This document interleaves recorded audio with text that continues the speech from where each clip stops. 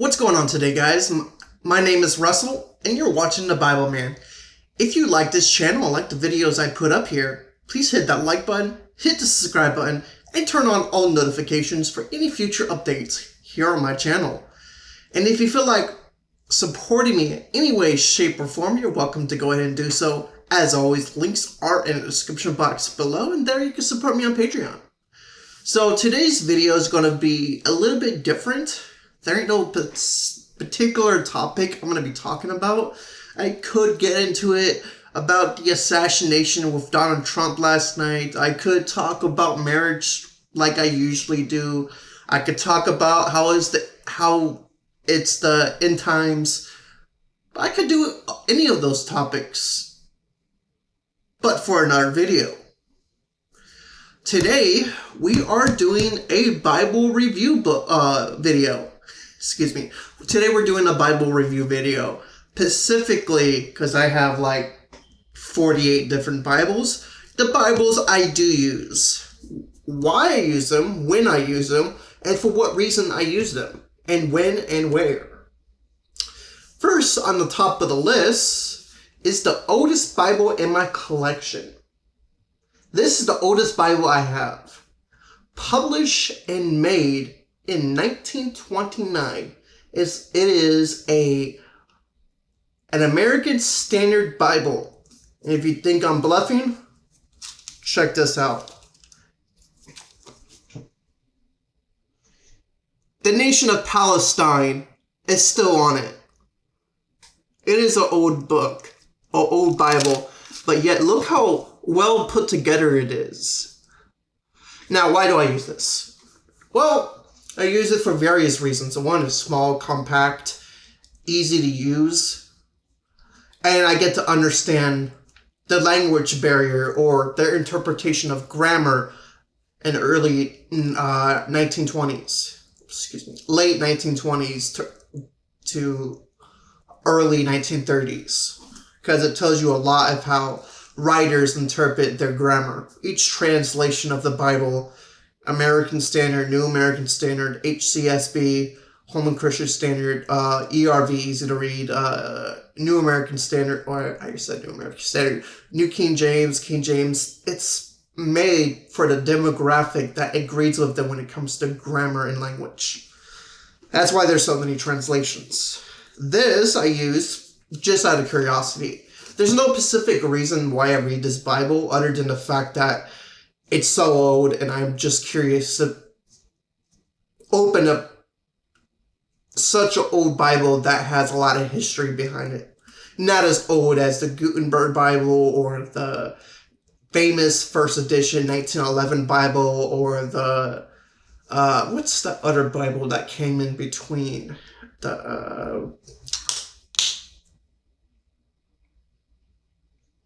I was just talking about it. It's called a 1320 Geneva Bible. Geneva Bible. I would love to have those in my collection, especially a first edition. It's just, they're hard to find and hard to get if you don't have money. But putting that aside, the second Bible I use very often is this Bible. This was given to me by a longtime friend at Redland Christian Academy / Homestead Church of Christ named Skylar about a month ago. It is the World Bible School Study Edition, and it is ESV. Now, this Bible is convenient, again, because it's compact. I don't read it as often as I read these other Bibles I'm about to show you. Now, unfortunately, there's not much else I can tell you about it other than the fact that the 1920 version Bible, that's American Standard. Not a New American Standard, don't get those confused. You got the American Standard, which came first. New American Standard came later on. This one has the nation of Israel on the map. Take a close look. See it? Good. Take one more second. Perfect. Then you look at a Bible from 1929, American Standard.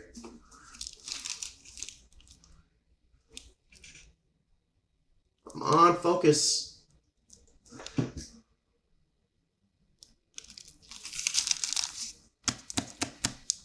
Sorry, guys. Palestine. Isn't that crazy? And to prove I'm not making this up,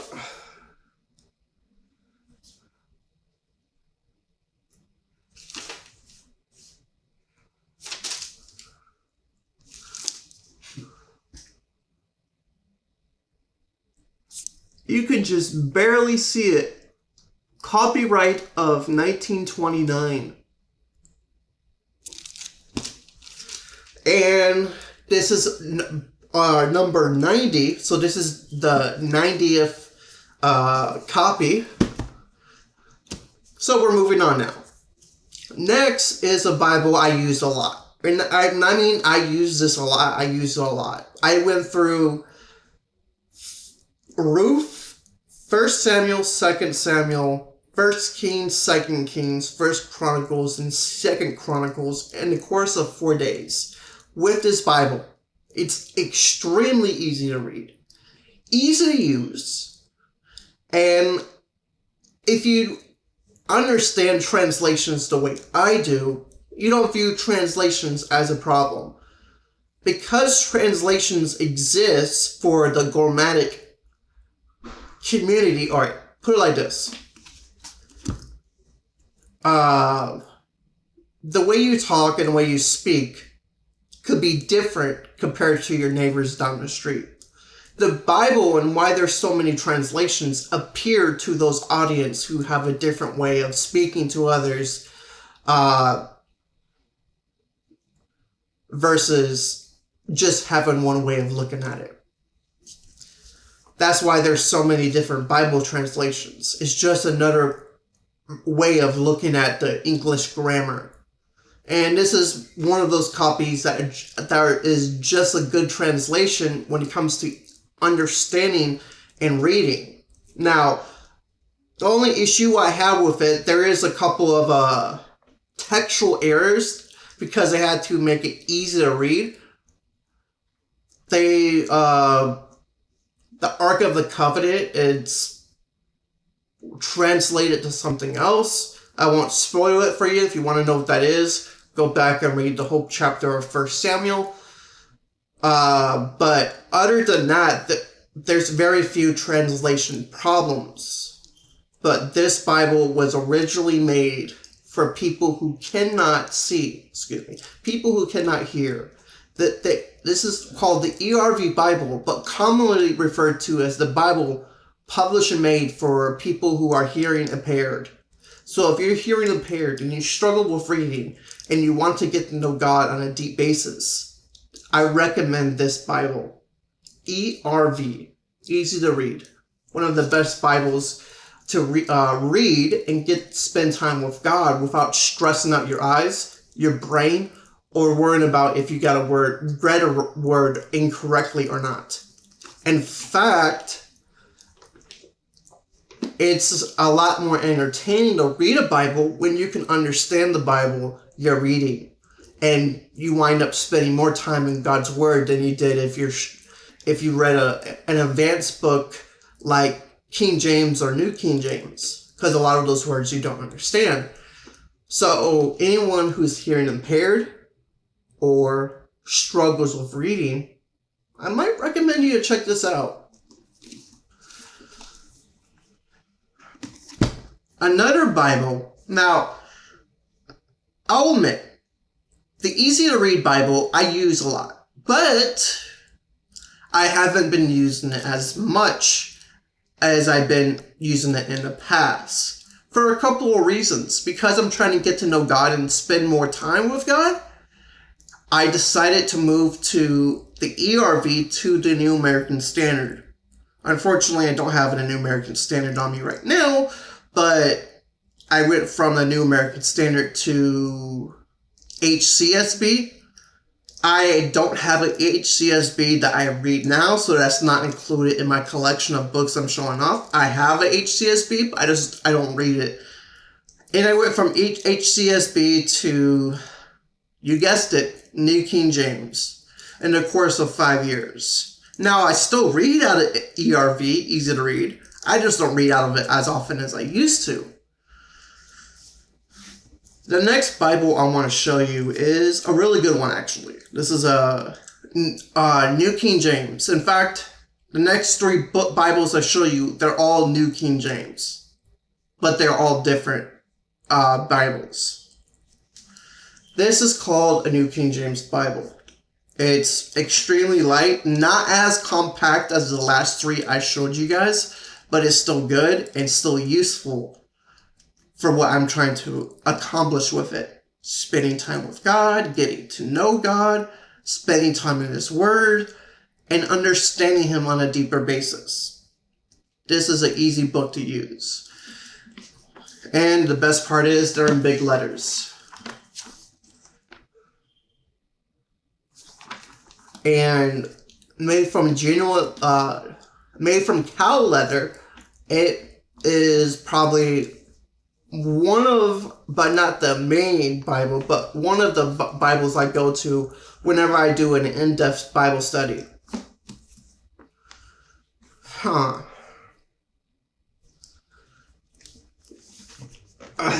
Switching this up. Give me a second. So, this next Bible, I don't use it. And you're probably thinking to yourself, why? Well, the purpose of a sword is to use the sword, right? Well, here's the thing. This type of leather on this Bible seems to fall apart a lot easier than other letters used on Bibles. And this Bible is sort of special to me. This was a gift from my pastor back in 2021. I got it for my birthday. And because it's so special to me, I don't want to ruin it. And I spend very little time in it, but it is a great Bible. And if you're looking for a great apologetics Bible, one of the best apologetics Bible, this might be it for you. This is called the Defending the Faith Study Bible by AP, New King James. If you're looking for a great Bible, you look no further for a Bible that's apologetics. This is the Bible for you. It has a lot of imagery, such as, I'm going to give you guys an example.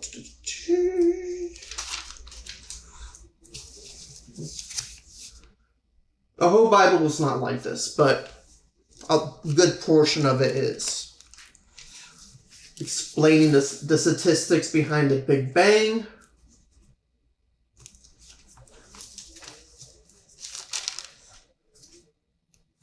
Explaining the fossil record.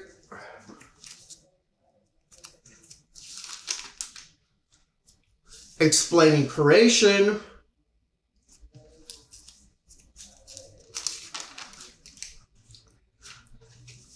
Explaining the history of mankind.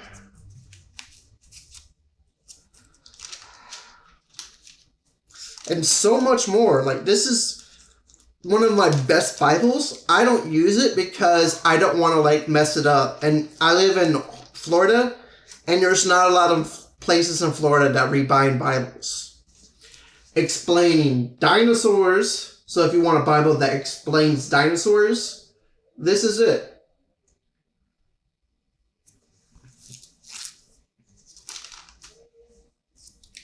So if you're looking for a great Bible to defend your faith, I highly recommend Defending the Faith Study Bible, AP, New King James. It's one of the best Defending Your Faith Bibles you can find. Just one problem. You will not find this on Amazon or Walmart. You got to go to the AP website. Maybe I can help you guys out with that. Give me a second.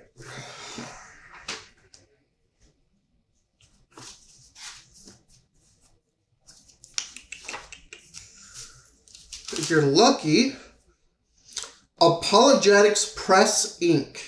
Wait. Apologeticspress.org. So if you're looking for this Bible in particular, apologeticspress.org.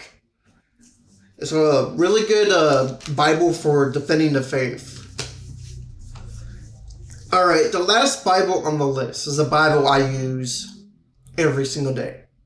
It's one of my go-to Bibles. In fact, because it's one of my go-to Bibles, I am contemplating about retiring it. Let me explain. When you use a study Bible and it's bonded letter, and the letter is legit, the letter itself is real, eventually you come across a situation where the pages come undone. And if you live in Florida like I do, you'll learn that there's very few places that bond your Bible back together, specifically bond these back to the pages. This Bible has all my notes, all my highlights, all my studies. To simply throw this Bible away because pages are coming undone? No, I can't do that. Everything I've been studying for the past 3 years is in this Bible. From notes to memories, everything. But what's so special about this Bible compared to all these other great Bibles? I mean, you got this awesome looking Defending the Faith study Bible with awesome images, right? Or this really cool Bible that feels awesome in your hands. Or the easy to read that you could spend hours a day reading out of without struggling with your eyesight. Or it has like a really old Bible that's in very great condition that was published and made in 1929. Or better yet, an ESV Bible that's also compact that you could study really easily. I don't know. Somewhere along the way, I picked up this Bible and I started spending time with it, writing down all my notes. And I sort of clicked with this Bible. But let me explain to you what's so great about this Bible. This Bible itself is called the Hebrew Greek Keyword Study Bible, New King James Version, with red letter editions. And that is the website if you want to go to buy it yourself. Now, here's the cool part. They do have this on Amazon. So if you want to get on Amazon, you can do that. But this Bible is not just a Bible. This Bible is a dictionary / Bible. To show you what I mean, let's see if I can break this down. This half, that's the Bible.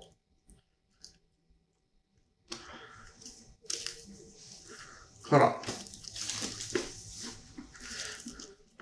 This half right here, where I'm shaking, that's the Bible. This half right here, that's the dictionary. That's a lot. So, what's cool about this Bible is the fact that each paragraph has a number. And next to each number takes you to the back of your Bible in the dictionary, and you can look up the original meaning behind each word and paragraph and the meaning behind it. For instance, in Revelation, there's a passage that references sorcery. Yes, so in Revelation, it references sorcery. You take the number to that text, you go to the dictionary, and sorcery means pharmakia. And pharmakia means pharmacy. Pretty interesting. It's very interesting. But some are probably wondering, what about homosexuality? What does the Bible say about that? Well, the 1 Corinthians chapter 6 is referring to, when it refers to homosexuality in the Bible, I never actually looked it up. because I never felt the need to, because it's common sense. God condemns homosexuality throughout the entire Bible. There's no reason to even look it up. Deuteronomy doesn't mention homosexuality directly, but it mentions any man who lays with another man as with a woman is an abomination to the Lord. He did not reference or say homosexuality. He has simply said, a man who lays with another man as with a woman is an abomination to the Lord. I don't need to look up homosexuality to check if it's a sin. The Bible makes it very clear. And the spots where they don't directly say homosexuality is a sin, they make it clear so they don't have to mention the word homosexuality. And by the way, homosexuality is indeed a sin. But back to the point at hand, this Bible is really great. Next to each word and paragraph has a number. That number corresponds with a passage in the dictionary in the back of the Bible, which either takes you to the Old Testament or New Testament, and it tells you the definition of that word. Now, I have read and studied out of 10 books out of this Bible, maybe more. Ruth, 1 Samuel, 2 Samuel, 1 Kings, 2 Kings, 1 Chronicles, 2 Chronicles, Esther, Zechariah, Ezekiel, Daniel, Jeremiah. Okay, yeah, more. Matthew, Mark, Luke, John, 1 Corinthians, 2 Corinthians, 1 Timothy, 2 Timothy, 1 Peter, 2 Peter, and 1 John, 2 John, and a little bit of Revelation. Those are the books I've read in this book of mine. Oh, and the book of Hebrews. I read through the book of Hebrews. But most of my notes are in the New Testament, unfortunately. That's just an example. I would show you all of it, but I'll be here all day. So if you're looking for a really good Bible, any of these Bibles will be great. It depends on what your niche is. Normally, this is the Bible I'll be going to. Unfortunately, the binding is coming undone on the sides. You can kind of see what I'm talking about right here and right here. The pages are coming off the bind, which this is what holds the pages together. And since they're coming off on the sides, eventually the pages are going to start falling off altogether. And what I eventually want to do, I want to mail this whole Bible to Marbell's in Texas and email them and ask them, if I mail you my Bible, my keyword study Bible, will you be able to mail it back after you rebind my Bible, fix it, and while you're at it, sign my name, Russell the Bible Man 2.0, into my Bible? Honestly, I'm willing to risk it. It's either that or buy a new one of these, because this really is a good Bible. And the reason I like this Bible so much compared to the other ones is because you can look up the original meanings to certain paragraphs and words in the Old and New Testament. Knowing the meanings behind these words give you so much insight and so much knowledge that you did not have before, and helps you grasp certain concepts about God that you wouldn't have if you didn't know the meanings behind the words, which is amazing. Well, anyways, that's it for this video. If you liked today's video and like to see more content like this, let me know in the comment section below what you guys think. My name is Russell.